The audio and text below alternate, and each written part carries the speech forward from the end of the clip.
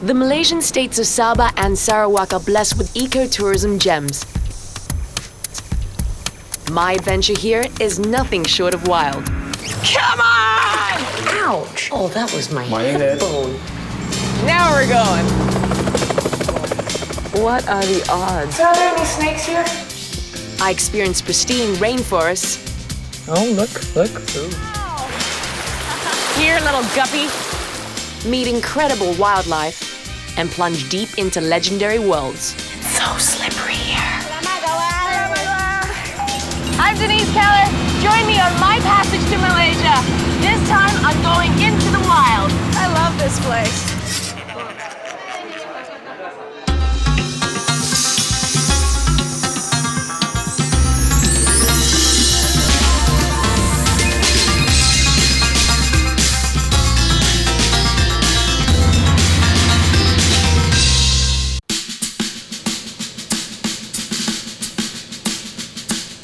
They call Sabah the land below the wind, and some say one of the best ways to view it is from above, and that's exactly what I'm gonna do. Tengku Adlin, hi, how are you? Hi, fine, yes, welcome. Nice to see you. Good to end the Hey, you must be the captain. Yeah. Be safe. My journey kicks off on a high note from Sabah's capital, Kota Kinabalu, with the ultimate guide.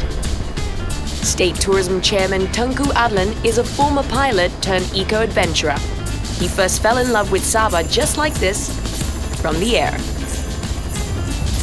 It's beautiful. Oh, it's stunning. Yeah. It's breathtaking. Yeah. So Tengku, are you originally from Sabah? I was born in Kelantan, northeastern state of Peninsular Malaysia. What is about Sabah that you love so much?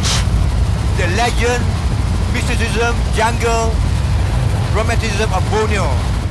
There are 25,000 islands in the Malay archipelago, and Borneo is the biggest and the largest island in the world, 750,000 square kilometers. And that's why we always promote Borneo. Even Magellan knows Borneo, Marco Polo knows Borneo. We are the land below the wind, no natural disasters. Wow, look at that! Ah, so beautiful! From Kota Kinabalu, we're headed for the Maliau Basin. In a state full of nature reserves and parks, Maliau is one of Sabah's prized conservation areas. We're going to the Crocker Range, which is a national park, which is about 1,400 square kilometers, more than 2 times the size of Singapore. We are 130 million years old, the rainforest here, you can see. Amazon is only 60 million years old. We are over 70 million years old more in the evolution of biodiversity of rainforest. Their trees will be just half the height of our trees. These trees are massive! That is Composite Alsacia, known as the Mangaris, one of the tallest rainforest tree in the world. Oh, hornbills, hornbills! There's a hornbill, yeah, a hornbill. There's a hornbill there, hornbill on your right. Yeah. Let's go chase him. You saw it. Oh, God. I feel like... Okay, we chase the hornbill. There's the hornbill there. Jimmy, get it, Jimmy. Yeah. Oh my God! Yeah, there's hornbill there. Look at all this for a hornbill! Oh, Beautiful! wow! My intestines barely back in place, we begin our descent into the Maliau Basin. The saucer-shaped basin is protected by steep walls rising over 1,500 meters. Called the Lost World, the first scientific expedition into Maliau was not until the 1980s. It was led by none other than Tengku Adlin. And I was so fascinated by it, by the magnificence of the whole thing. We had to go in by the Air Force helicopter, the Nuri. As just we were to go in, we woke up thousands and thousands of flying foxes.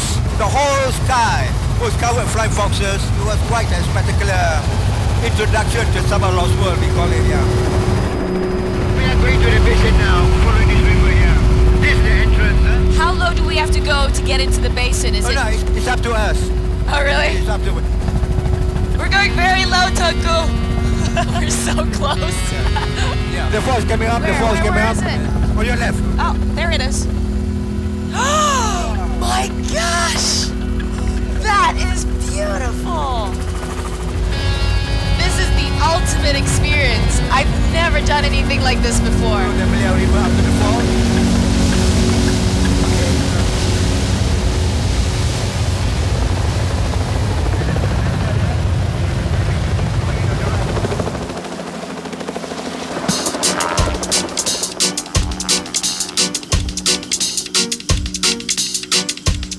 This nearly 600 square kilometer catchment area of virgin rainforest is blessed with one of the highest levels of biodiversity on Borneo.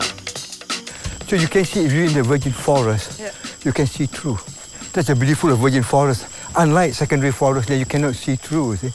This is eucalyptus. That's why it plays off, you see. And it's for medicinal purposes. This is a eucalyptus tree? A species of eucalyptus. So you pull this off here? Yeah. And then you can boil it for your coughs and whatever. As you know, more than 50% of modern medicines come from the rainforest, you see. This is unique. You find only in this place. This carnivorous.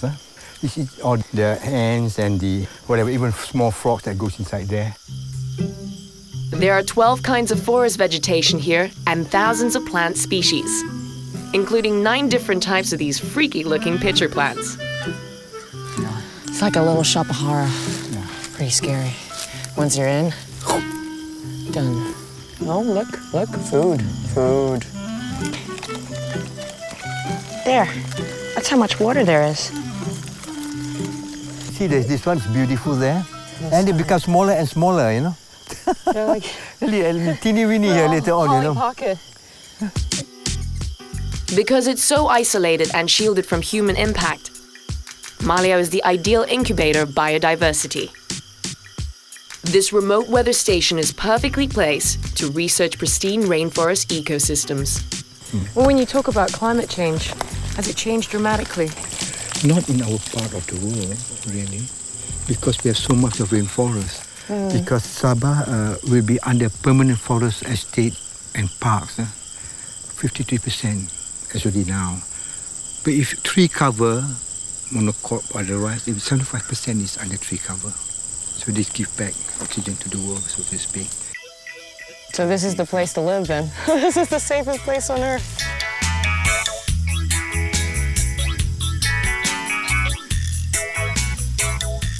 Okay, rest again. Oh, I can go on. I know they keep saying it's like the lost world, but it really is the lost paradise. So I said this, in fact, not for Sabah, it's a gift to the world, really, in terms of conservation of rainforest, research, and of course, ecotourism. Simply because it's one of the last remaining, most pristine primal rainforest in a very protected, enclosed ecosystem. And of course, here it symbolizes the heart of Borneo. My first day in Sabah, and I've been taken into the heart of a rainforest millions of years old. I'm starting to discover how special this land is, and I can't wait for what's coming up. The chance to meet some of Borneo's oldest inhabitants. This place is considered gold mine for wildlife. Oh my God!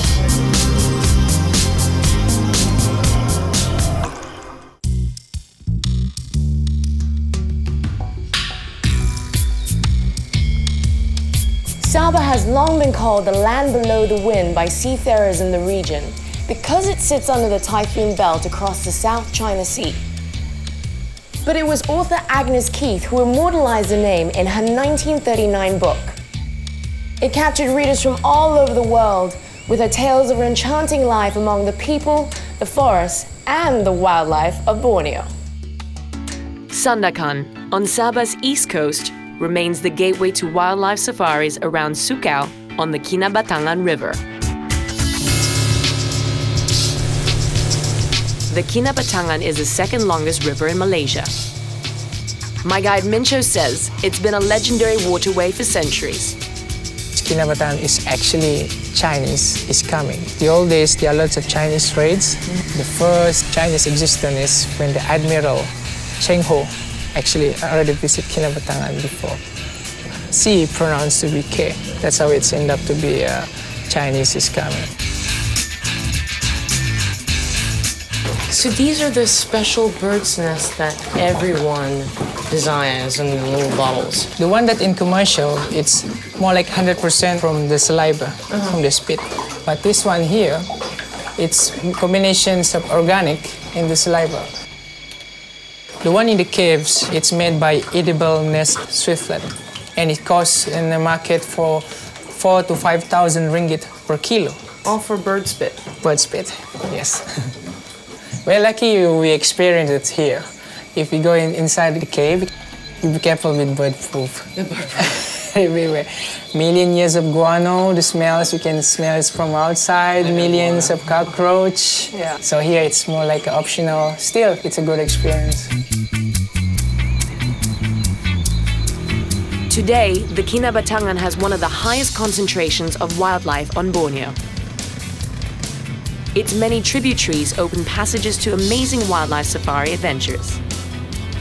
So, Minchu, when did you get into this? I'm a river people that I'm born and raised here in this village. So I know most of the birds, the animal. When I start to involve with this ecotourism, instead of just job opportunities, it's become like interest. I find out there are more things to know actually.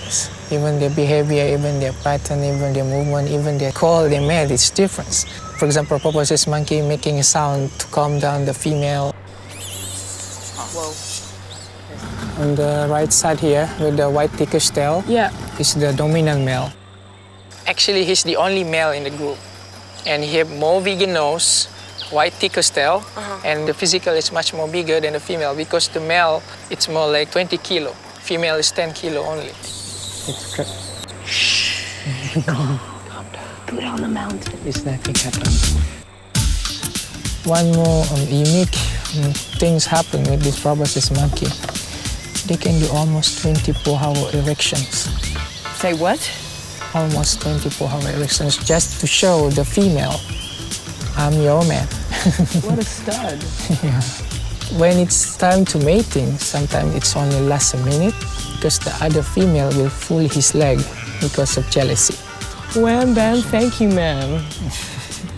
It's amazing how accessible the wildlife is here. This place is considered gold mine for wildlife. Like behind us is actually an Asian black hornbill. There are 8 species of hornbill here. That's a hornbill? Yeah. The sound look like a vomit. I used to call it vomit? Hangover hornbill.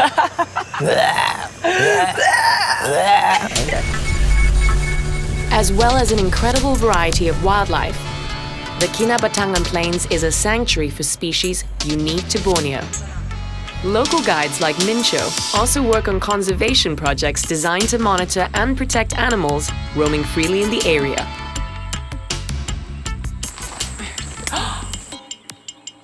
Today, they've just tracked an injured pygmy elephant that's been missing for days. So what do you do if they come forward? You don't run. So if they charge you, just put your hand like that, and it will be stop and open his ear like to show I'm big things. Right. And he do the rotate, showing his back. Okay. And if she's actually the female, right, when it's play with human, instead of charging them with playing us with their task, but female is more like try to touch you by doing a side kick.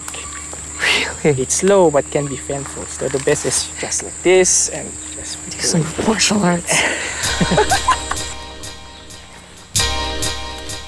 So how do you know that this is the one that you're looking for? The way it's running, it's instead of running, it's more like hopping, and one of the legs is swollen, and so sometimes you can smell the wounded feet. So luckily we find it. After this, we can report to the Elephant Conservation Unit. So they can bring him. They can bring them the Sepilok to have a treatment. Yeah. And then they'll bring him back. Yeah. So not only you sighting an elephant, you're giving a help to this elephant because to find him is not easy. There are lots of hope, to see wildlife in the rainforest, and it's different. It's like in Africa, it's savanna. You can almost see most of them animal, but here in rainforest, karma, the sliding door is one of the best ingredients to spot more wildlife here. So the better the karma the karma you have, the more animals you're gonna see. Yes, because sometimes I have experienced some guiding like 7 days here in this Kinabatangan floodplain area.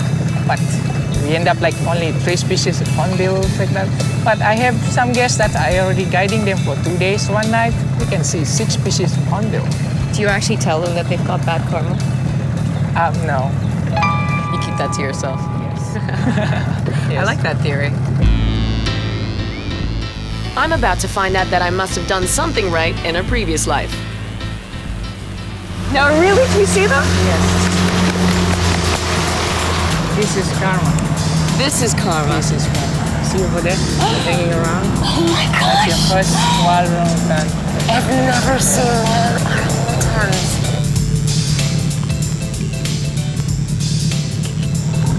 So karma is walking. I've got good karma, huh? I love this place. Mincho is quick to point out that karma is not the only ingredient for spotting wildlife on the Kinabatangan. One of the important successful or the existence of most of the animal here is the beliefs of the local. We don't hunt or eat a lot of the animals around us. So it's the beliefs to stay in with animals around them. Most of the villages living along the Kinabatangan are the Orang Sungai, which literally means river people. For generations, they've lived peacefully with the local wildlife.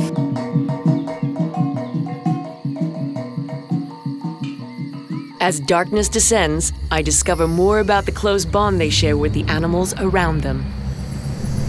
Did you see one? Not yet.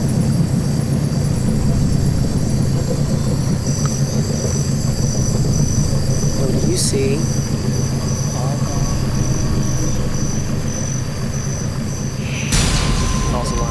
For Mincho, a good night out here involves hanging out with crocodiles. Something he reckons his people can do without any fear. Aduk si bulik-bulik. The story is about there's a bamboo stuck behind this crocodile. So one of the crocodile come to this woman and asking for her help. This woman, she pulled the bamboo and heal it. The leader of this crocodile asked her, what we give to you in return for your help. She asked the crocodile, you never disturb my generations.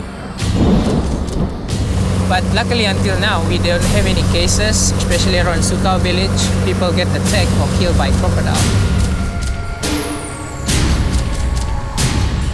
Luckily, I've made it through this chapter of my Borneo River adventure without ending up as feast for the local wildlife. Coming up, my journey continues on a different river in time for a wild feast with the Iban of Sarawak.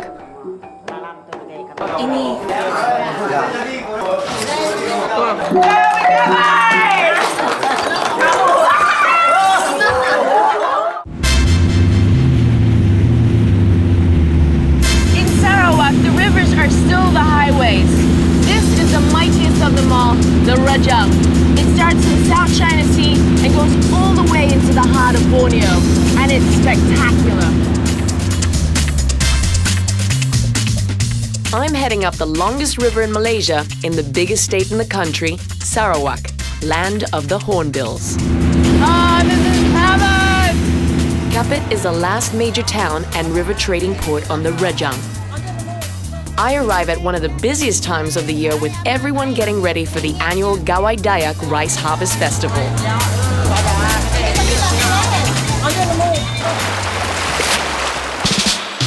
The Iban are the largest Dayak group in Sarawak, whose lives revolve around rivers with traditional longhouses built along their banks. I'm visiting one of the biggest in the area. Here, all 80 families are preparing for the month-long Gawai festivities.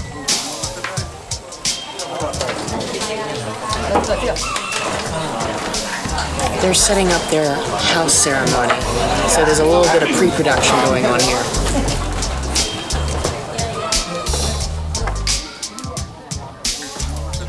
For the Iban, every celebration is marked by elaborate rituals and offerings to usher in a safe passage for the big parties ahead.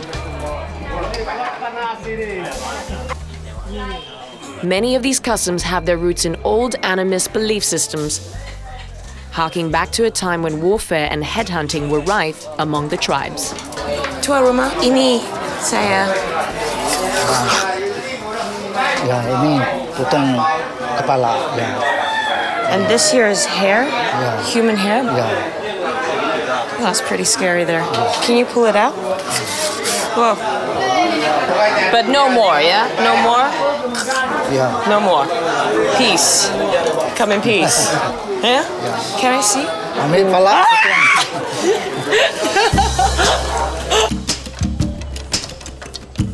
If headhunting was a sign of power among men, traditionally the status of women has always been rated by how well they weave. Welcome to special for Gawai Dayak. Gawai Dayak. Gawai Dayak. Gawai Dayak uli ya udah kawin uli ya semua ngena puak kumuk makan selampai. Kain kebab. Making puak kumbu blankets is a highly revered and sacred art form. It marks important ceremonies and rites of passage. The intricate patterns of puak kumbu embody abstract motifs of flora and fauna. Organic colors are created with natural dyes from plants. What color is this? Nanti nak campurnya yang ngai merah, ngai kapok.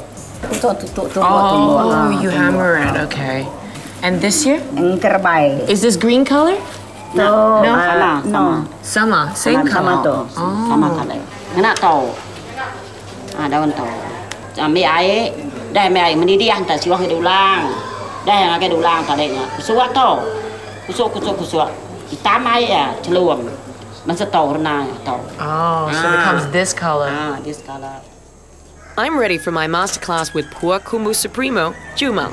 Đây để màu tại đây tại nhà cầm tôm của Tengah thôi á. Thôi. Vậy. You stitch the two patterns together. I see. So they're not actually just one piece, they're two pieces, but of the same pattern. And what they do at the end of it is that they stitch it together. That's beautiful. Look at that.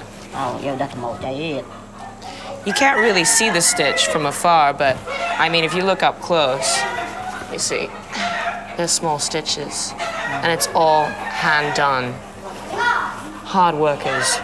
Okay, Gemma, what do I do? String? Yeah.